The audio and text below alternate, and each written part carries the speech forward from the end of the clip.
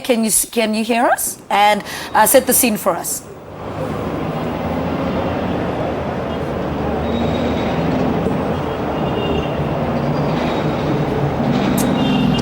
A very good morning, Leb. We are standing by in one of the voting stations in East London, outside the City Hall, where voters are expected to come and register in their numbers. We know in the Eastern Cape that last month, during the first registration period, 8 voting stations did not open as a result of protest action. But to tell us more on the plans that have been made to make sure that voters do go to register and they do check if they are registered to vote in their various districts, we are joined by the provincial electoral officer, Thamsanqa Mraji. Sir, thank you so much for joining us. 8 voting stations that did not open last month. Have voting stations across the province opened today? Most of the voting stations across the province have opened today, and we are monitoring the few that have not yet opened, because those are in the rural areas where access is difficult, but we are going to get reports in the course of the morning.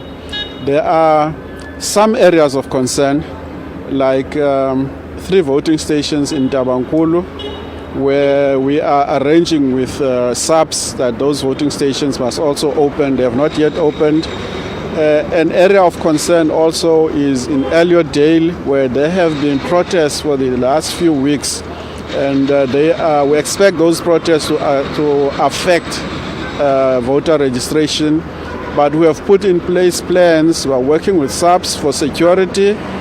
Our people have been deployed there, so we expect most of those voting stations also to operate and register people today. We know that in the first registration period last month, SABC made a few arrests. Just how seriously do you take people disturbing and threatening your officials on the ground? We take it very seriously. The security of the IEC staff, the security of the voters, and security of the property and materials. That is why we make arrangements with SABC that there must be full security.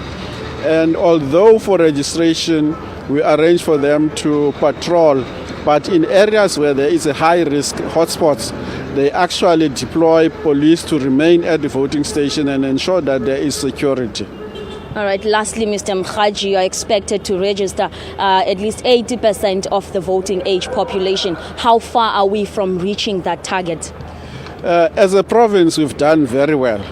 In fact, in the last registration, we registered 90,000 new voters, which put us 4% short of the 80% target. So we expect that this registration weekend, we are going to exceed the target of 80% of voting age population by far. So we expect that to do very well, and it appears that the voters that have already started going to the voting stations expect a very good voter turnout, which means we will exceed our target. Sir, thank you so much for your time. Unfortunately, we're going to have to leave it there.